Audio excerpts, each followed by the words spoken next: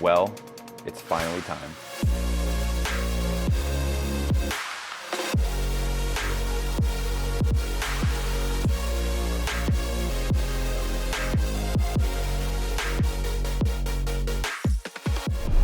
With almost a year of planning, custom building this stand with my friend, getting all of the materials painstakingly put together, we are here. It is the day we're doing an aquascape. I have to tell you, setting up an aquascape is my favorite part about this hobby, hands down, and I can't wait to get in this build. It's gonna be technical, it's gonna be fun, but I think it's gonna be worth it. This scape, I'm calling it the Rootscape. The whole idea behind this is I wanted it to almost be a slice out of a riverbed where you were kind of just swimming on by it and you could see this tucked away cave system with all these roots coming down. And I'm just gonna keep the base kind of bare. There's gonna be a lot of plants, but I wanna make it look like a riverbed. So I can't wait to get in this. First steps first, my favorite thing, the substrate system. Let's get pouring. I always like to use some crushed lava rock. I just feel like having a good, I would say 1/2 inch to 1 inch layer of crushed lava rock on the base of your aquascape will help just build your beneficial bacteria and ensure that your tank can go for the long haul. It's gonna be tough getting this lava rock in here, but I'm just gonna do my best to sprinkle a light layer across it all, cap some of those root tabs, and then we're just gonna pour a lot of aqua soil on top of it, get some decorative sand, and our substrate layer will be looking good. So this is a perfect spot for me to stop and talk about what I'm using here. This is UNS's Contra Soil. I'm using the brown variation. I use this in pretty much all of my tanks, and this being my dream UNS build, we're definitely gonna be using their substrates, their aqua soils, and it's just gonna be a perfect natural looking aqua soil and substrate. So Contra Soil is gonna be my choice for this tank. So we got our aqua soil placed down. Our next step is to use our UNS sand scraper. This thing is amazing. It is one solid piece of metal. A lot of other sand flatteners or movers, they keep the center tube one piece, but then for the two tips, they actually use a whole separate piece of metal and they pinch them together, and over time it just falls apart and doesn't work well. So this UNS sand flattener is perfect for getting our aqua soil pushed up off the front so we can add our decorative sand layer. And as you can see, it does the job perfectly. All right, and for our Roots aquascape, I'm thinking the UNS Contra Sand Mojave is gonna be the perfect decorative sand for this scape. It's gonna give us a nice bright pop right in the foreground here, and then it's going to mix into another Contra gravel that we're gonna be using later in the video. But I feel like this extra fine Mojave Contra Sand is gonna pull together it by giving it that bright pop right in the front that leads you into this dark, deep looking root cave system we got going on here. So let's get to pouring. When designing your aquascape, choosing the right decorative layer of gravel or sand can be very challenging, but with their new line of the Contra Sand from UNS, it's making it really easy to visualize and see what your aquascape is gonna look like when you're finished. And with my Siriu and Spiderwood aquascape here, I knew it was gonna be a challenge because Siriu stone can be rough, finding something that looks natural with it. But I thought if I could find something that is similar to it, it would help contrast it so it wasn't a huge change, but it also in a way looked like the Siriu stones have broken apart over time and kind of formed these little tiny chunks that are sitting underneath it. And something good about gravel is it's great to plant in. You can just pop that right in there, and unlike sand, roots will be able to travel through this. So let's see how it looks in our scape and put some in there. All right, next up is we're gonna make this aquascape look realistic as possible. And one way that I've found that makes scapes just come together in looking natural is adding some roots. So the main wood that we're using is spider wood. So what I did is I found some smaller spider wood pieces and I literally took a saw to them and I made them into these little tiny bits and pieces. There's, you know, big ones like this to choose from all the way down to just these little tiny sticks and twigs. And over the next, 30 minutes or so, I'm gonna be scanning all of the crevices and cracks that don't look natural. And if I see one that, you know, hey, this little piece can fit in that crack and it looks like that, you know, the tree root was growing through the rock, I'm gonna take it, put it right where it needs to be, grab the paper towel, get maybe a little tiny fingertip worth of the paper towel, bunch it up, put it underneath the root like so, so you can't see it from the front, and then I'm gonna take some liquid super glue, pour that over the paper towel, and it'll start sizzling and smoking and doing its chemical reaction thing, and that will lock this root in wherever we put it. So take your time with this step if you're doing this on your Aquascape, because it can truly pull it all together for you. All right, so this is an awesome point to show you guys where we're at. We got all of our roots glued down. We got the substrate perfect. To me, this is absolutely natural looking, but now we need to go on to equipment. And where I'm starting with equipment is gonna be our CO2, because I want these plants to be super happy. As you can see here, I'm just measuring our tube here before I cut it. And then this tube will lead onto our UNS Pro Regulator, which is my first time getting my hands on that thing, and I'm really excited to see how it works. But right now, we just got to measure some tubing. Make sure we don't cut ourselves. Perfect. So if you've been looking at how to keep your plants healthy, how to make them grow to their full potential, I'm sure you've gone down the rabbit hole of looking into a Pro Regulator. And let me tell you, at first glance, this device can seem intimidating. It can seem like a lot, but UNS and their Pro dual stage regulator have really made installing CO2 pretty much friendly for everyone. As long as you're willing to do a little research, read up on how to tighten and control all of these things, UNS has done it right. They've made an awesome CO2 regulator that not only looks absolutely sleek with this silver finish on it, but they've made it so you can have one tank running CO2, and then you also can have an additional one that can run another tank. And it even continues, so you can have, you know, I think you can have 4 or 5, who knows how many, but you can run multiple tanks off of one Pro Regulator, which is one of the coolest things about this thing.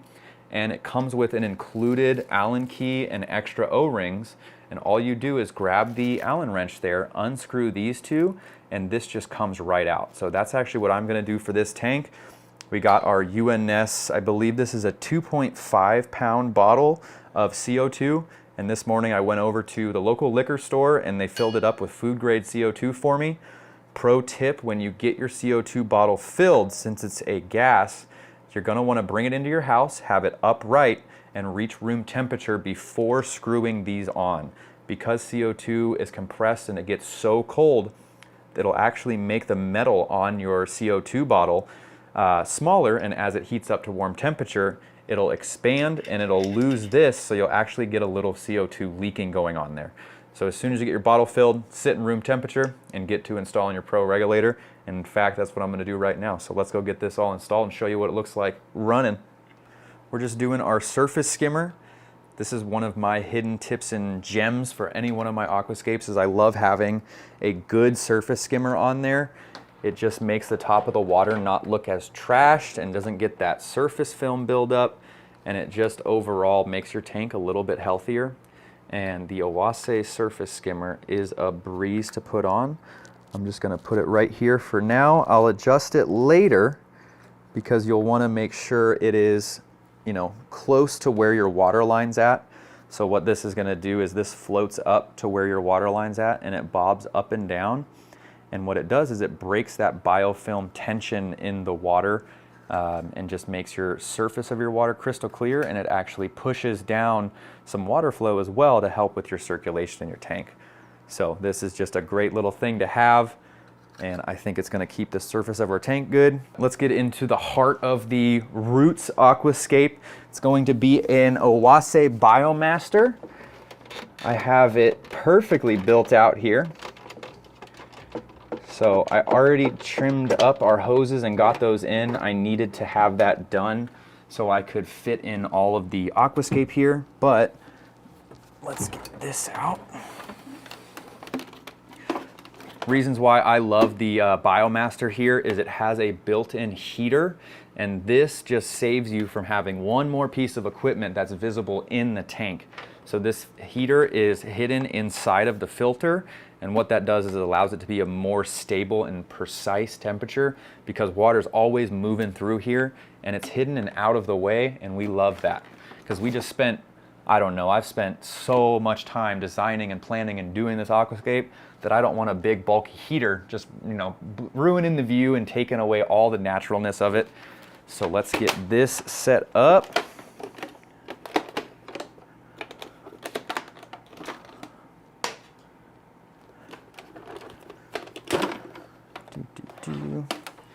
For filter media, I am just going to be using the sponges that are included with the Biomaster. I'm going to be using 2 of these big blue sponges on the bottom to catch a lot of the debris. And then for mechanical, biological, however you want to call it, we're using some SCAPE matrix. You can put this up against any filter media, and I guarantee you this SCAPE matrix will beat it. It's pretty much in every single one of my tanks. And I think it'll be the perfect filter media for this. We're about to get the carpet super dirty, but hey, that's all right. We can vacuum afterwards.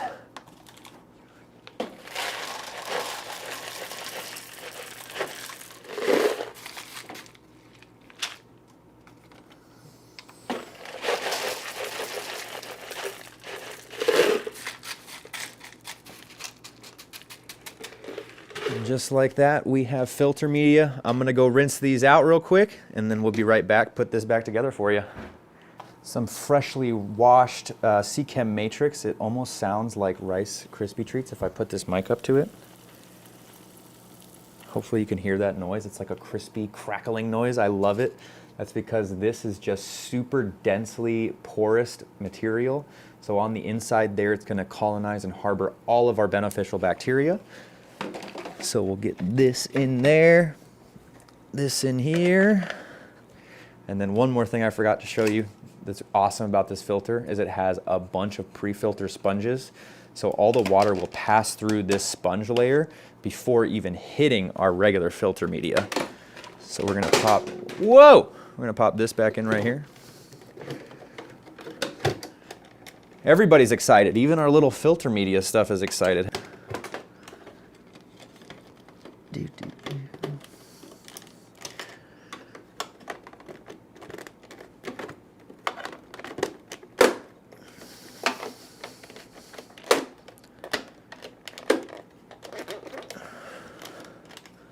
Beautiful. We have a filter now. We can plug this in. Well, we won't plug it in now. We'll wait to get the water in there and then we'll plug her in. All right, and you know me, none of my tanks would be done until we had some immersed plant growth.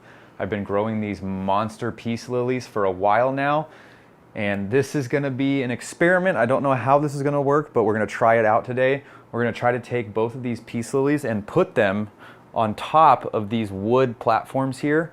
I'm either gonna try to super glue some pieces of them, or I am going to try to put some wooden dowels around the back so then I can, you know, secure the peace lily to those.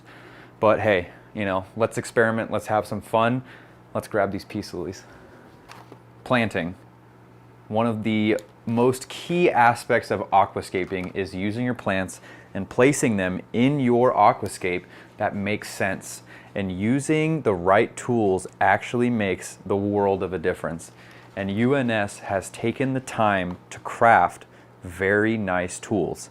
Something I'm going to be using quite frequently on this build are these 3 tools right here. We have our spring scissors. These are perfect for any mosses, any carpeting plants, anything that's real bushy and small that you just need to get a bunch of quick little snips with. These scissors are perfect. Next, we got our, the curved scissors.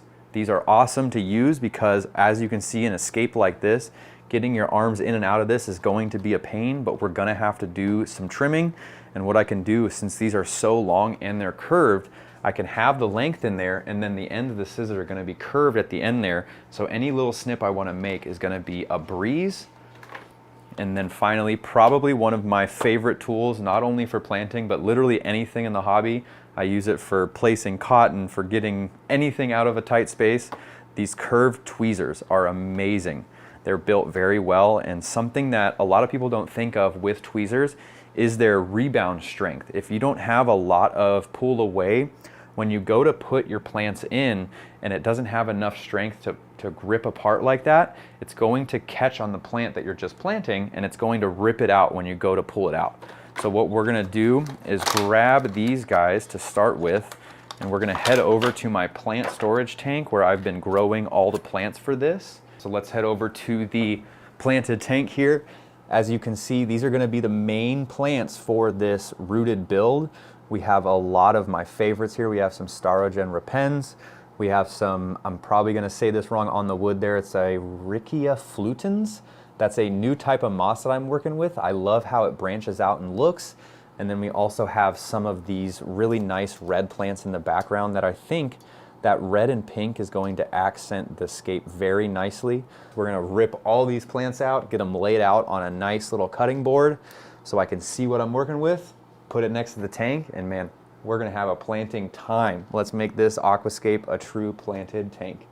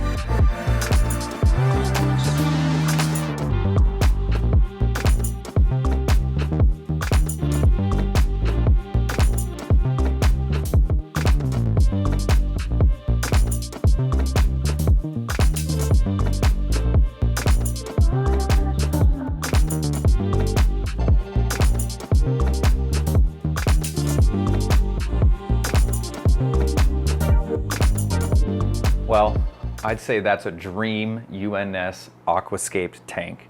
I've been thinking about this for well over a year now. I was trying to find some of the old footage of when I was building the stand and got the first tank delivered. And I just can't believe it's been that long of me planning, thinking, and dreaming of this, and seeing the dream, you know, come from paper to reality is amazing. I just wanted to give a huge shout out to BRSFresh. Thank you so much for sending me all this amazing UNS gear. I really appreciate you guys. And if anyone that was watching this video wants any part of this Aquascape, all of this can be found over at BRSFresh. Hope you guys have a wonderful rest of your weekend. Thank you so much for sticking with me on this dream UNS build. I think this has been one of my best Aquascapes, and we'll leave you with some awesome beauty shots of all the lights turned off, and we'll let this get some clarity to it, and I think it'll be perfect. See you guys next time.